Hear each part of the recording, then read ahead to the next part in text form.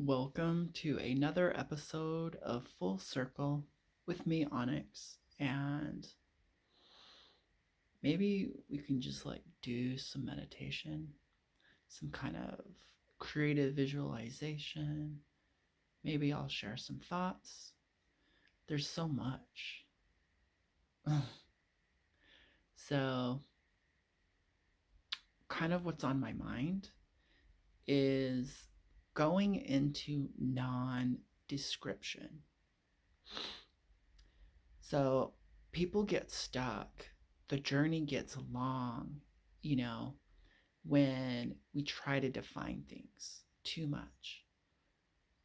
Uh, we build a we build a, like a system out of it. We build an idea, a method, a way of doing things, and then it kind of becomes like a religion where belief, and then we then create problems. We create separation from connecting and realizing that which you wish you would like to connect with, you already are from a different perspective. So we lose the genuine joy of connecting with that which we desire, that which grabs our interest from the other perspective. So, subject and object are one, and the experience is kind of the joy, the purpose, the point, the meaning, the value, the understanding, and the wisdom you gain from connecting with all that you are and all that is around you. When we think it's going to lead to some great epiphany, when we think it's going to do all this for us, we make it hard on ourselves. When we think we know which direction we're going, and we make it hard on ourselves, like, what's its purpose? What's its function? Gimme, gimme, gimme. You need to do, I need to, if you're not giving to me, then it's not valuable, and now I'm not going to chill. So, spirituality has a lot more to do with reconnecting to the whole being that you are. And as you reconnect with all of yourself, you find you're not separate from your environment. You're not separate from the earth. You're not separate from your guides. You're a different perspective. You're an aspect. And so when we start to measure it, having greater and lesser value, being better or worse, being light, being dark, we create mental problems. We create hardship. We create a lovely story, a narrative of, of struggle, of gain, of loss, and really, no one's told you that you could just sweep that all away and be connected now. You can sweep it all away, be your real self now. So we add things like psychology. And we, when you add that to the simple, direct path of knowing yourself and experiencing yourself in all ways, and then when you add like a Western psychological model onto that, you've made problems for yourself. When you throw in religion and a religious purpose and meaning and afterlife and different kingdoms and different gods and saviors, and you now added so much unnecessary stuff that why? Why did you have to add a label? Why did you? And it's not just their ideas. So a lot of people will play with words, they'll play with ideas that are kind of what I call half baked, meaning not thoroughly thought out and in a weird way, not true to them. Like they'll spit it out, they'll be the advocating uh, different rights, you know, in the quest of more open mindedness and understanding. Yeah, that's great. But because it's not a deeper truth, it's not authentic to them, it's more of an agenda. It's more of a stunt.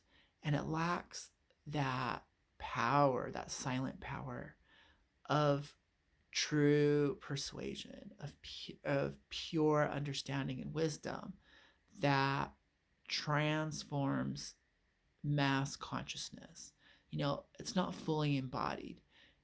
It's embodied in their anger, it's embodied in their rage, it's embodied in heated gestures, and then, you know, it's wiped out.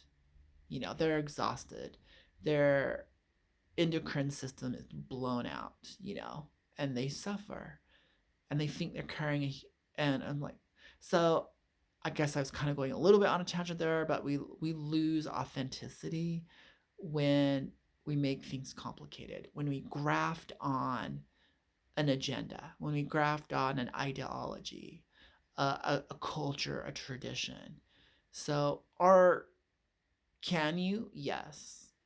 Is that your right? Yes. Do I want to stop you? No. But if you're not getting direct access to the powers that be, these other aspects of you on a greater scale that are fully functional and operational without you believing or knowing in them. You know, the universe is going to do just fine without you, just fine without you understanding it. Okay? If you want to get there now, like Onyx, I want to be woken up to my true authentic self, you know, within 3 months. I'm like, that's doable. You want to reach basic enlightenment in 3 months? Oh, yeah, that's doable.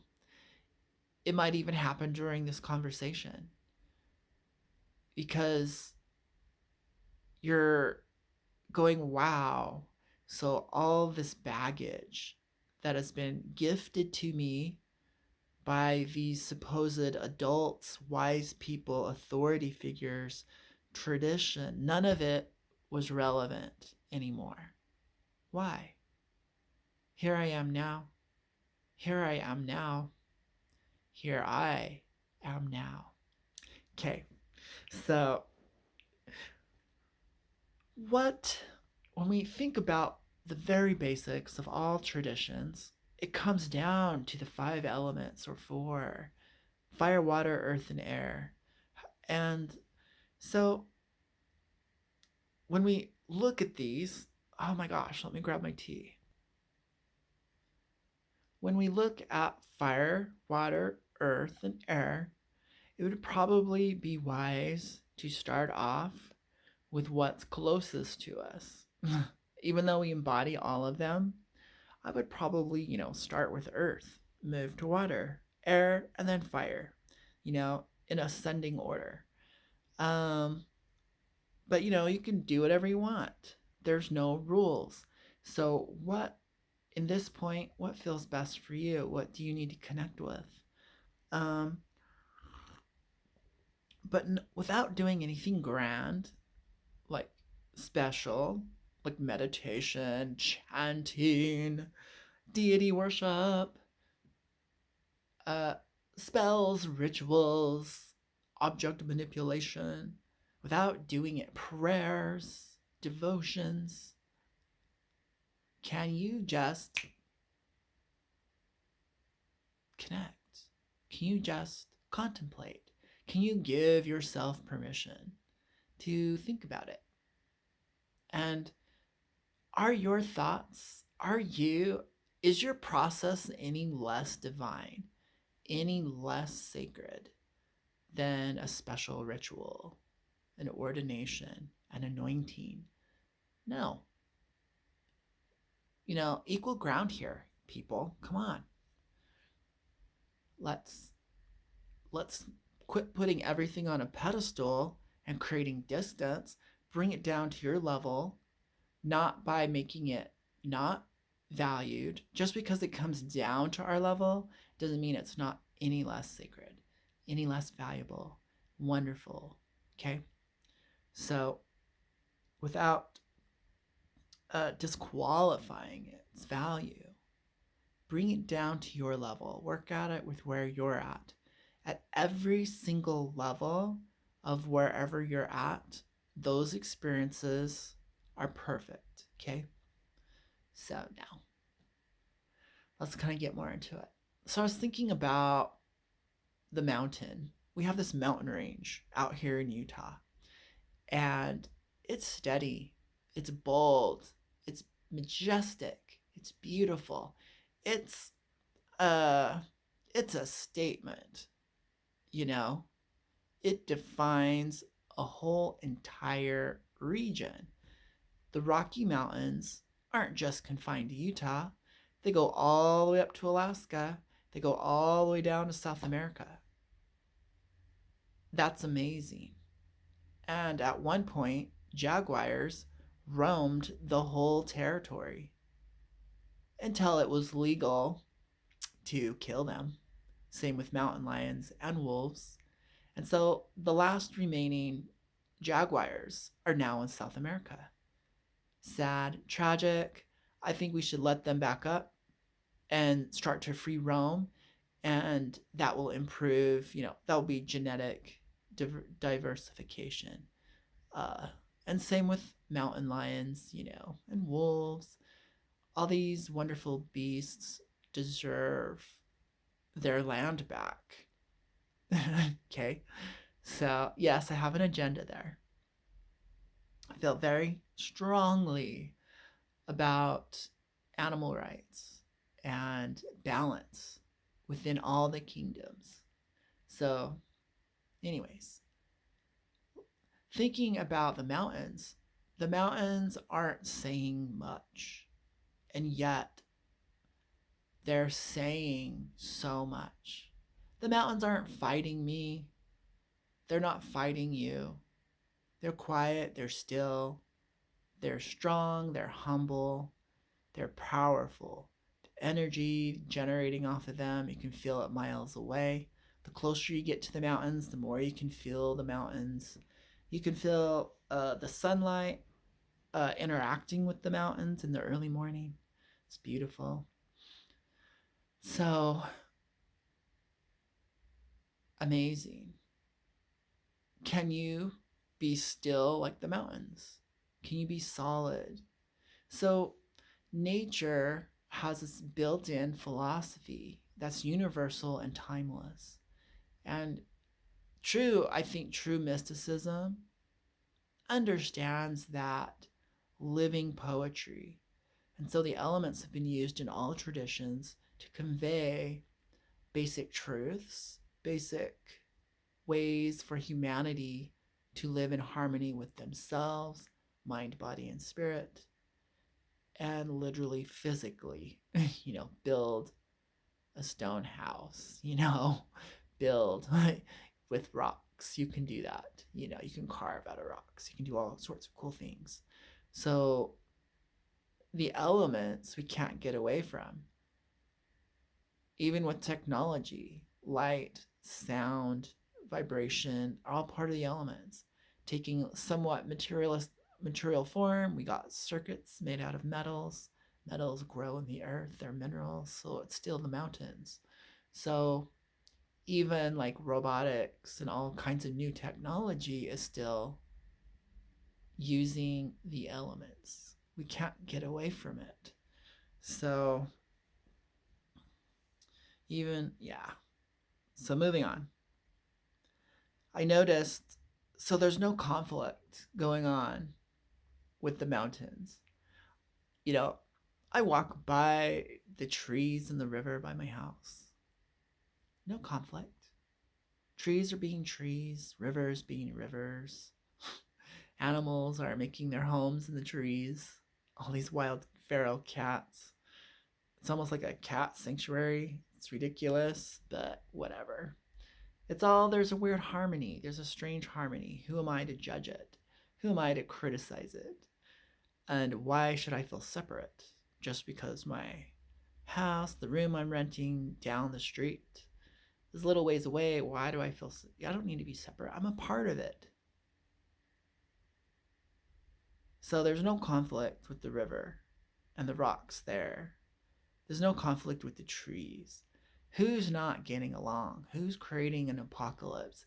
Who needs to make a YouTube video on the mountain that's not moving very fast and the river moving way faster? I look up at the sky, and the sky has no problem at all. With everything going on, the sky is remaining. The clouds are moving through the sky. Airplanes, satellites, rockets, bombs, guns, people, noise, traffic, everything's moving through the sky. So much touches the sky, like everything of below and above. And the sky remains, and the sky remains. And it doesn't have an agenda. It's not fighting back. It's not screaming and yelling. It's not cramming anything. It's not force feeding me anything in order to get along with it. Same with water. Water's doing water. Sky's doing sky. Earth is doing earth. Everything is in harmony. Everything is accepting what it is, its function, and it's doing it well. It doesn't have to think about it. And it remains stable and true, and it remains what it is, and it remains. The only thing not really on board with reality is humans with this baggage called thinking, brought to you by language, which was manufactured and made by people. So, knowing that we are the source of our own dis-ease, our emotional problems, our mental problems, our out of balanceness. Meditation, spirituality doesn't really take off for you until you start putting balance in the equation. And spirituality doesn't really work for you until you realize you really want a relationship with yourself, yourselves, others, your environment. So building it's like you might have that genetic need to like have a relationship and have a boyfriend and a girlfriend and maybe a family and do that. Yeah, that's a genetic thing going on. You'll feel that impulse until you don't. So our instincts are very tied to our true authentic self. We have a learning system of society where we train each other out of our instincts to be well-behaved humans. And it does more harm than good for all its manufactured peacekeeping thought, great ideas, keep the peace. It actually created more problems. Society harms itself. And so we may not be able to change society so much in one lifetime, but you can at least start honoring your instinctual self. So people who want to increase their psychic abilities, you might want to start tuning into your instincts, which are housed in your body. It's the language of your body, and so forth and so forth, okay? When you really have a good relationship with your instincts, you can extend that to all kinds of vibes. You can, and you can extend it to knowing. You can extend it through your five senses. And then your extended five senses, your psychic senses. And it will kind of give you it's like a truth detector. Like you'll instantly know, is this good or is this bad for me? You may not know the details, but on an instinctual level, you'll get a vibe about it and you'll just know. You'll just understand. So that seems very abstract to someone in the wrong seat in the car. You're supposed to be the passenger, ego, personality, yourself. And yet, you forced yourself to be the navigator with the road map. And you don't know how to read that map. That's not your job. So then you put yourself in the driver's seat. You knew where you wanted to go. You pushed everyone else out of the way, and out of the kindness of their heart, they said, yeah, you give it a drive. And now you're lost, and now you're stuck, and you don't really know. Yeah, you don't have enough experience to drive that car. Your higher self, your greater intelligence, your mind, that which is truly operating the vehicle, knows and has been doing this for many lifetimes. And yeah, so it's all good. Get out of the driver's seat. Quit trying to be spiritual. That's not your job. Your spiritual self is the one who is spiritual. That's their job. But you will get training from time to time. You will learn how to drive, and then that will be your job. But by the time you get that job, you will already know how to do it. So you'll have a lot of good experience there. You'll also learn to navigate. You can all take turns, but recognize here you are on planet Earth having a human experience.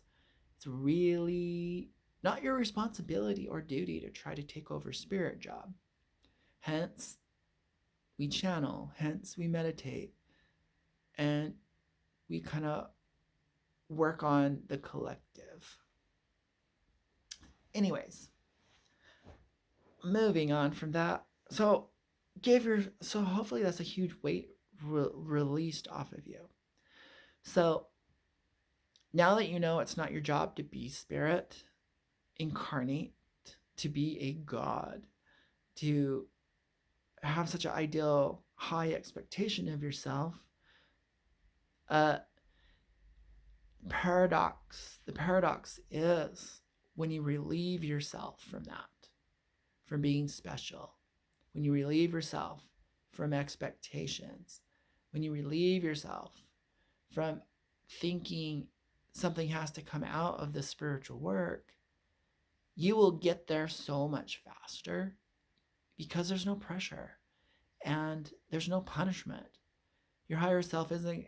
So if you have guides that are supposedly punishing you and telling you what to do, those aren't really your guides. Okay? They're manufactured probably from a part of your personality that is abusing you because you're abused. And maybe who knows where. But that's not important. That's a distraction. The reality is to get to point A to point B is all that needs to happen. You need to reconnect and make it super simple. Nature is connected. So the fastest path is to be like nature. Is it really any wonder that the meditation masters go up to the mountains to meditate? They wander off into the forest to have a conversation with themselves, with their guides, or whatever it is. We don't really know, because most of the information will be coming from an outside source that doesn't know. Probably to sell a book. Who knows? Fear sells so well. Drama sells well. Entertainment sells well. The most entertaining thing is a thing that's most not realistic and grounded. So probably going in different directions. Hence, would it be so bad for you to be spiritual now? Do you find it just by sitting, just by breathing, just by being? Observe and watch yourself. Would it be so bad to get to know you?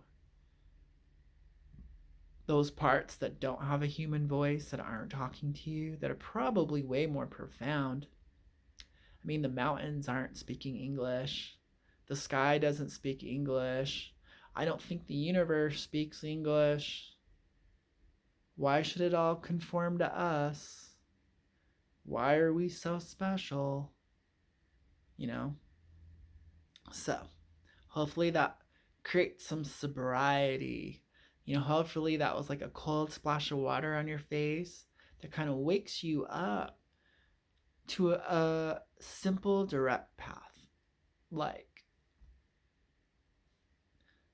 instead of focusing on a mantra and a deity and a shape and a symbol and a color and a name and a word and a moon phase, how about just focus on your heart and breathe? Easy and direct.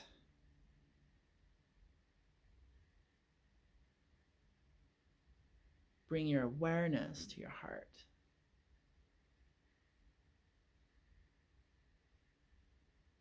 And learn and observe. Something's happening now. This heartbeat is not exactly the same as the next heartbeat. The awareness I have now is not the same awareness I had 4 seconds ago. So bring yourself to the present. Observe it. Allow the change. You might find this is more interesting than a Netflix. At first it's not. You're like, whoa, okay. Because you are only able to penetrate with your mind because you're so out of practice on feeling yourself and feeling your body. You're starting to reconnect. Nothing profound or magical happening. No, are you kidding me? Your heart is beating. And it's being, that energy source that's beating it is actually not just from your body. It's outside of yourself. The whole universe is respirating you, if you really want to know. The whole universe is breathing. The whole universe is being. And you can feel all of that just start somewhere. How about right here? Just start here. In this moment with your body. Take your body with you on this journey of self-realization.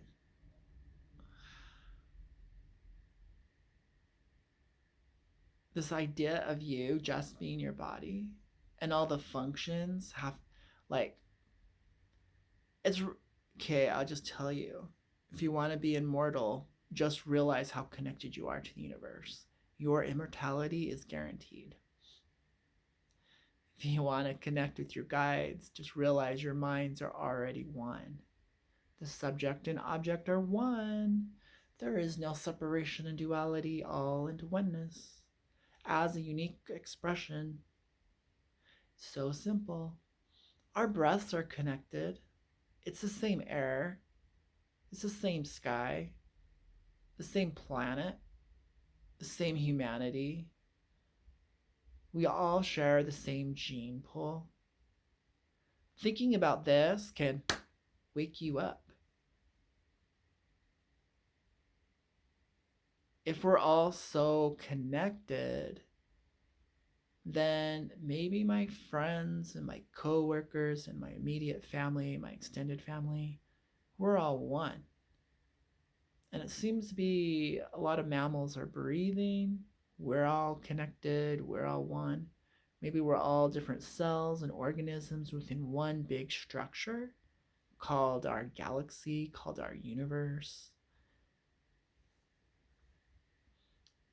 That might be way more interesting than some drama, someone muscle flexing on social media, to connect and fill it with your heart. That might be way more entertaining, you know? Building that relationship with yourself, turning yourself into the deity, becoming the temple, becoming sacred space, being a channel, being a clear quartz crystal, allowing the universe to move through you. Wasn't that the greatest divine union? Are you done playing in the world of mirrors that have reflections and illusions and a holographic projection for you? Would you like to be the glass? Be the channel? Let it all flow through you. How connected are you now to your partner? The subject and the object are one. Didn't you just want to be understood? Didn't you want to just feel each other? Didn't you just want to see yourself reflected in another person's eyes, as that little saying goes?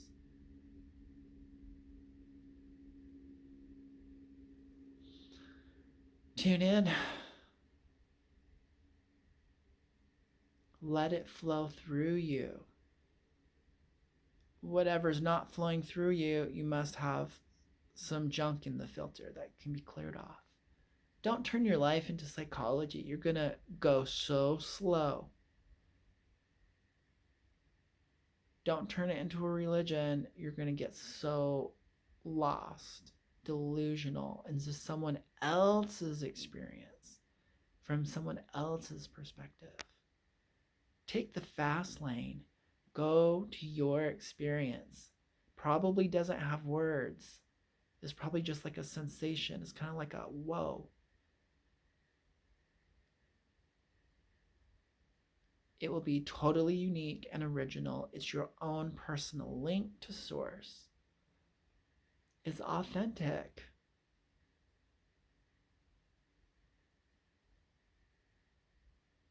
Similar to others, yet uniquely your own, yet all is one.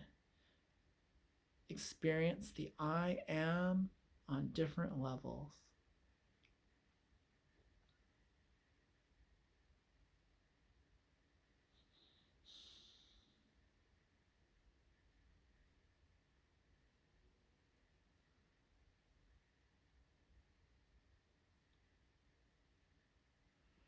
Let ease and grace be your confirmation, and whatever you're doing is correct. If it becomes hard, difficult, confusing, heavy, and negative,